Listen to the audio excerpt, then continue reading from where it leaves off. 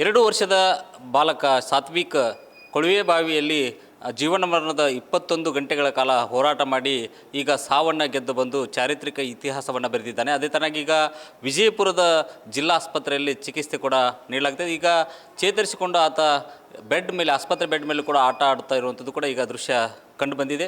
ಜೊತೆಗೆ ಈಗ ಈ ಸಾತ್ವಿಕನ ಆರೋಗ್ಯದ ಬಗ್ಗೆ ಮಾತನಾಡಲಿಕ್ಕೆ ಸ್ವತಃ ನಮ್ಮ ಜೊತೆಗೆ ವಿಜಯಪುರ ಜಿಲ್ಲಾ ಆಸ್ಪತ್ರೆಯ ಜಿಲ್ಲಾ ಸರ್ಜನ್ ಆಗಿರ್ತಕ್ಕಂಥ ಶಿವಾನಂದ ಮಾಸ್ತಿಯವರು ಇದ್ದಾರೆ. ಅವರು ಈ ಬಗ್ಗೆ ಏನಾದರೂ ಕೇಳೋಣ. ಸರ್, ಈಗ ಸಾತ್ವಿಕ ಆರೋಗ್ಯ ಹೀಗಿದೆ ಅನ್ನೋದು.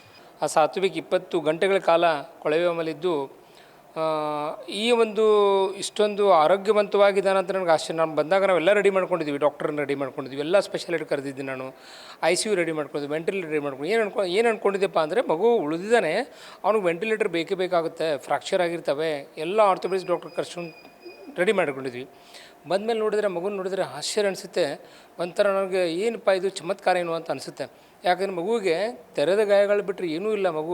ಮಗು ಅಳ್ತಾ ಇತ್ತು. ಸ್ಕ್ಯಾನಿಂಗ್ ಮಾಡಿಸಿದ್ವಿ, ತಲೆ ಸ್ಕ್ಯಾನ್ CT ಸ್ಕ್ಯಾನ್ ಮಾಡಿಸಿದ್ವಿ, ನಾರ್ಮಲ್ ಇದೆ. ಇವನು ಎಡಿಮಾ ಕೂಡ ಇಲ್ಲ. ಮಗುವಿಗೆ ತಲೆ ತೆಳಗಾಕಿ 20 ತಾಸು ಮಲಗಿದಾಗ ಎಡಿಮಾ ಬರೋ ಚಾನ್ಸ್ ಇರ್ತದೆ, ಅದು ಇಲ್ಲ.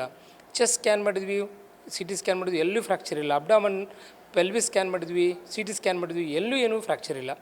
ಇಷ್ಟಾದಮೇಲೆ ಮಗು 20 ಗಂಟೆಗಳ ಕಾಲ ಉಪವಾಸ ಇತ್ತು, ಅಂದರೆ ಒಳಗಡೆ ಇತ್ತು, ಏನೂ ತೊಗೊಂಡಿಲ್ಲ ಅಂದ್ಕೊಂಡು ಎಲೆಕ್ಟ್ರೈಟ್ಸ್ ಮಾಡಿದ್ವಿ, ಅದು ನಾರ್ಮಲ್ ಇದೆ. ಬ್ಲಡ್ ಟೆಸ್ಟ್ ಕೂಡ ನಾರ್ಮಲ್ ಇದೆ ಮಗೊಂದು. ನನಗೆ ಆಶ್ಚರ್ಯ. ಸೊ ನಿಜವಾಗ್ಲೂ ಆ ಮಗು ಅಲ್ಲಿರ್ತಕ್ಕಂಥ ಒಂದು ಇಮ್ಯುನಿಟಿ ಅಂತೀವಿ ನಾವು, ಅದು ರೋಗ ನಿರೋಧಕ ಶಕ್ತಿ ಅಂತ ಹೇಳ್ತೀವಿ, ಆ ಮಗು ನಿರಾಳವಾಗೋಯಿತು. ಆಮೇಲೆ ಆ ಮಗುವಿನ ಮನಸ್ಥಿತಿ ಅಂತ ಹೇಳ್ತೀವಿ, ಮಾನಸಿಕ ಆರೋಗ್ಯ ನಿಜವಾಗ್ಲೂ ಚೆನ್ನಾಗಿದೆ ಅಂತ ಹೇಳ್ಬೋದು. ನಾವು ಏನಾದರೂ ದೊಡ್ಡವ್ರಿಗೆ ಹಿಂಗೆ ಆಗಿಬಿಟ್ರೆ ಏನೋ ಗಾಬರಿಯಾಗಿ ಸಾಯ್ತಿದ್ದೇನೋ ಅಂತ ಅನಿಸುತ್ತೆ. ಆ ಮಗುವಿಗೆ ಏನು ಗಾಬರಿನೇ ಆಗಿಲ್ಲ ಅಂತ ಅನಿಸುತ್ತೆ. ಧೈರ್ಯನೂ ಮಗುಗೆ ತುಂಬ ಇದೆ ಅಂತ ಅನಿಸುತ್ತೆ. ಆ ಮಗು ಸಂಪೂರ್ಣವಾಗಿ ಆರೋಗ್ಯವಂತವಾಗಿದೆ.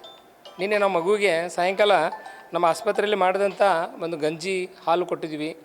ಬೆಳಗ್ಗೆ ಮಗು ಗಂಜಿ ಹಾಲು ಕೊಡೋಕೆ ಹೋದರೆ ಮಗು ತೊಗೊಳಿಲ್ಲದು. ನನಗೆ ಉಪ್ಪಿಟ್ಟು ಬೇಕಂತದ್ದು ಮಗು. ತಾಯಿ ಕಡೆ ಉಪ್ಪಿಟ್ಟು ತೊಗೊಂಡು ತಿಂತದ್ದು ಗಂಜಿ ಹಾಲು ಜೊತೆ. ಸೊ ಅಂದರೆ ಮಗು ಎಷ್ಟೊಂದು ಖುಷಿಯಾಗಿದೆ. ಆ ಥರದ ಗಾಯ ಬಿಟ್ಟರೆ ಮತ್ತೇನಿಲ್ಲ. ಸೊ ಅದಕ್ಕೆ ನಾವು ಸಿಂಪಲ್ ಆ್ಯಂಟಿಬಯೋಟಿಕ್ಸ್, ಪೇನ್ ಕಿಲ್ಲರ್ ಕೊಡ್ತಾಯಿದ್ವಿ. ಬೇರೆ ಟ್ರೀಟ್ಮೆಂಟ್ ಅಂತ ಅದನ್ನು ಸ್ಪೆಷಲ್ ಬೇಕಾಗಿಲ್ಲ ಮಗುಗೆ ಅನಿಸುತ್ತೆ. ಸೊ ಇವತ್ತೊಂದು ಸಾಯಂಕಾಲ ಒಂದು ಸ್ಕ್ಯಾನ್ ಆಗುತ್ತೆ. ನಾವು ಇನ್ನು ಬೆನ್ನೆಲುಬು ಸ್ಕ್ಯಾನ್ ಮಾಡ್ತೀವಿ, MRI. ಅದು ಏನಿಲ್ಲ ಅಂದರೆ ಮಗುವಿಗೆ ನಾಳೆ 48 ಗಂಟೆ ಆಗುತ್ತೆ. ಪ್ರಭಾವಲಿ ನಾಳೆ ಡಿಸ್ಚಾರ್ಜ್ ಮಾಡ್ತೀವಿ ಮಗುವಿಗೆ. ಈಗ ನೀವು ಜಿಲ್ಲಾ ಆಸ್ಪತ್ರೆ ಅಲ್ಲಿ ICUನಲ್ಲಿ ಇಟ್ಕೊಂಡು ಯಾವ ರೀತಿ ಚಿಕಿತ್ಸೆ ನೀಡಲಾಗ್ತಾಯಿದೆ? ಮಗುವಿಗೆ ಎಲ್ಲ ಥರ ವೈದ್ಯರು ನೋಡಿದ್ದಾರೆ. ಚಿಕ್ಕ ಮಕ್ಕಳ ತಜ್ಞರು 2 ನೋಡಿದ್ದಾರೆ. ದೆನ್ ಎಲುಬು ಕೀಲು ತಜ್ಞರು ನೋಡಿದ್ದಾರೆ, ENT ತಜ್ಞರು ನೋಡಿದ್ದಾರೆ, ಕಿವಿ ಮೂಗು ಗಂಟಲು ತಪಾಸಣೆ ಮಾಡಿದ್ದಾರೆ, ಕಣ್ಣಿನ ತಪಾಸಣೆ ಕೂಡ ಮಾಡಲಾಗಿದೆ ಮಗುವಿಗೆ. ಸರ್ಜನ್ ಕೂಡ ನೋಡಿದ್ದಾರೆ. ಎಲ್ಲ ಸ್ಪೆಷಲಿಸ್ಟ್ ವಿಭಾಗದರು ಪ್ರತಿಯೊಬ್ಬರು ಮಗುವಿಗೆ ನೋಡಿದ್ದಾರೆ. ಮಗುವಿಗೆ ಯಾವುದೇ ರೀತಿ ತೊಂದರೆ ಇಲ್ಲ ಅಂತ ಪ್ರತಿಯೊಬ್ಬರು ಹೇಳಿದ್ದಾರೆ. ಸೊ ಮಗುವಿಗೆ ಎಲ್ಲ ರೀತಿಯಿಂದ ಸ್ಕ್ಯಾನ್ ಮಾಡಿದೆ, ಟೆಸ್ಟ್ ಆಗಿದೆ.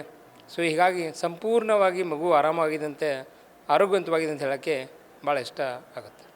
ಇದಿಷ್ಟು ಈ ಸದ್ಯ ಜಿಲ್ಲಾಸ್ಪತ್ರೆಯಲ್ಲಿ ಚೇತರಿಸಿಕೊಂಡು ಬೆಡ್ ಮೇಲೆ ಆಟ ಆಡ್ತಿರ್ತಕ್ಕಂಥ ಸಾತ್ವಿಕನ ಒಂದು ಆರೋಗ್ಯ ಸ್ಥಿತಿ, ಮತ್ತು ಜೊತೆಗೆ ನಾಳೆ ಆತನನ್ನು ಡಿಸ್ಚಾರ್ಜ್ ಮಾಡಲಿಕ್ಕೆ ಮುಂಚೆ ವೈದ್ಯಕೀಯ ತಂಡದ ಜೊತೆ ಚರ್ಚೆ ಮಾಡಿ ಅಂತಿಮವಾಗಿ ಡಿಸ್ಚಾರ್ಜ್ ಮಾಡಲಾಗುತ್ತೆ ಅನ್ನುವಂಥ ಮಾಹಿತಿಯನ್ನು ಜಿಲ್ಲಾ ಶಸ್ತ್ರಚಿಕಿತ್ಸಕ ಶಿವಾನಂದ ಮಾಸ್ತಿಯವರು ಮಾಹಿತಿ ನೀಡಿದ್ದಾರೆ. ಕ್ಯಾಮ್ರಾ ಪರ್ಸನ್ ಪಾಂಡ್ರಂಗ್ ಜೊತೆ ರಾಚಪ್ಪ ಬಂದಿದ್ದೀನಿ, news first Kannada, Vijayapura. News first ನಿರ್ಭೀತಿಯಿಂದ ನಿಮ್ಮ ಪರವಾಗಿ.